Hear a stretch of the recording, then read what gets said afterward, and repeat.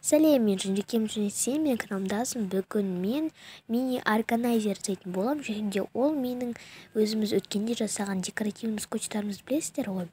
Дәл сол декоративный осындай міне скотчтарымызға арналған органайзер болады.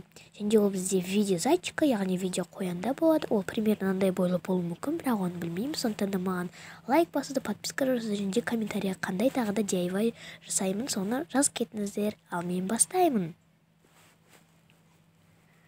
Ең алдымен көріп тұрсыздар, менде 20-10 см осындай біреу керек болады. 13,5 см-ден 4 дал осындай кубик керек болады. 13,5 см көріп тұрсыздар, төртеу. Содан соң бізде 14,5 см-ден бізде бір-ақ дал кубик керек. Мен ақта типа как істеп көрдім, қалай істеу керек екен. Так, енді біз осы кубиктердің біреусін аламыз. Мен жаңа 14,5 см-лігін аламын да. Осылай бір қайыратын боламын, дәл ортасынан бір қайырамын. Одан кейін оны мына жағынан да бір қайырам. Содан соң барлық шет-шеттен осы төрт жағын осылай үшбұрыштетіп қайыратын боламыз, ортасына қарай. Дәл видеодағыдай қайталасаңыздар болады. Енді осы екі шетін алып тастап, ортаға қарай мыналы екеуін қайыратын боламын. Ашамын. Енді мына екеуінің кезегі. Мінекей болды. Енді қазір біз бұлардан өзімізге жаңағыдай коробочка жасауымыз керек. Бұлай мына жерін былай ішке қарай қайырамыз да. И осылай ішке қарай қайыра саламыз. Мінекей уже бір мінекей бұрышы дайын. Енді келесісі. Мінекей соңғысы дайын. Енді кішкене дүзіліп жібереміз қазір. Сосын ана ортаңғыдағы жаңағы біздікі бар емес па? Соларды клейлеп жіберсек болады, себебі олар ашылып кетуі мүмкін. Міне осылай 3 бұрышталап жібереміз, 4 бұрышты болды. Енді дәл солай мына 13,5 см-дегі барлық төртеуінде осылай жасап шығатын боламыз. Достар, менде көріп тұрсыздар, менде төртеу дайын, және мына жаңағы біреуі, ол жаңағы үлкені, ол бізде жаңа ең алғашқы 14,5 см, ол бізде не болады? Қақпағы болады да, аналар тартпасы сияқты болады, төртеуі. Енді дәл қазір линейкамен көріп тұрсыздар, мен 2,5 см-ден былайынан қалдырып жатырмын. Бұл бағана біздегі 20-10 см-лік қағазымыз. Негізі менде қағаз қолданып жатырмын, бірақ негізі картон қолдансаңыздар да болады. Картонмен қаттырақ болады.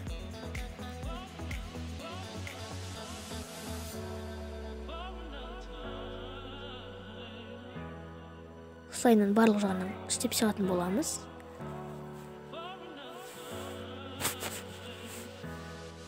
Содан соң бұлай линия жасатын боламыз. Міне осылайынан.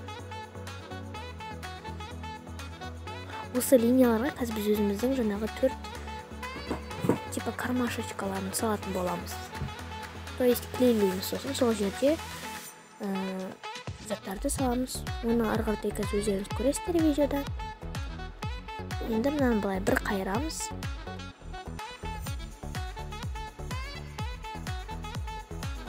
Бөліп жіберейік.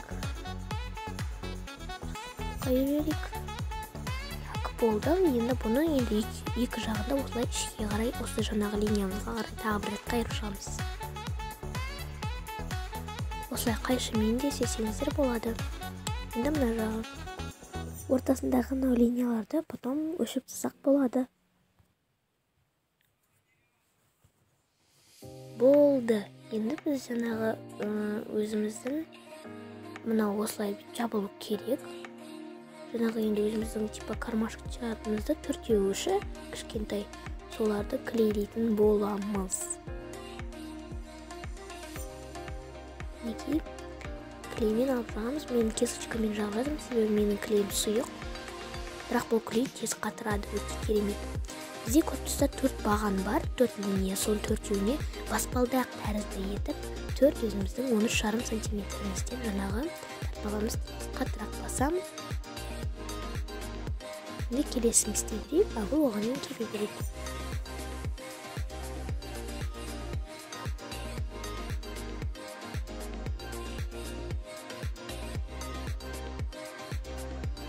көріп тұрсыздар, бізде баспалдақ тәрізді болады шынды.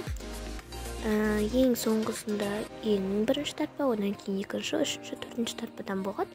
Біз осының барлығын жинаған кезде олардың барлығы бір қатарға тұру керек. Сондықтан да осылай баспалдақ тәрізді етіп жасаймыз. Сол себепті де біз 2,5 сантиметрден жаңа өзіміздің қағазымызға сызған болатынбыз 4 линияны.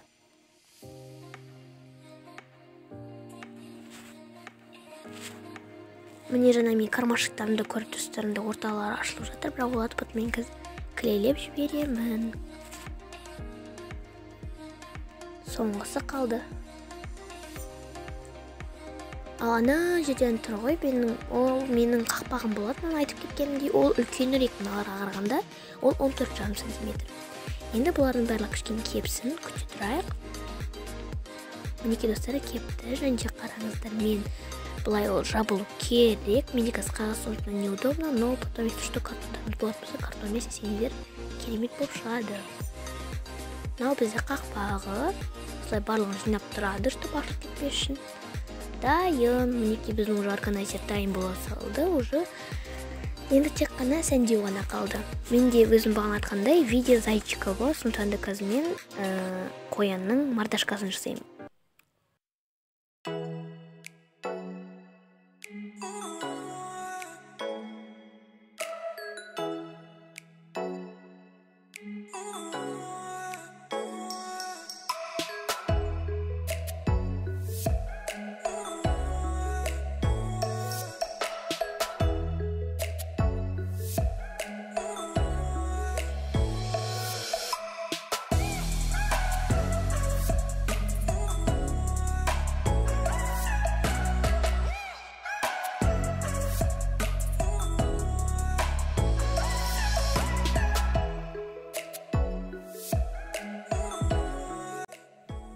Достар, көрдіңіздер, мен мына жерге осылай менің скотчтарымды жазып қойдым. Мына жерде май скотч деп тұр, бұл орысша.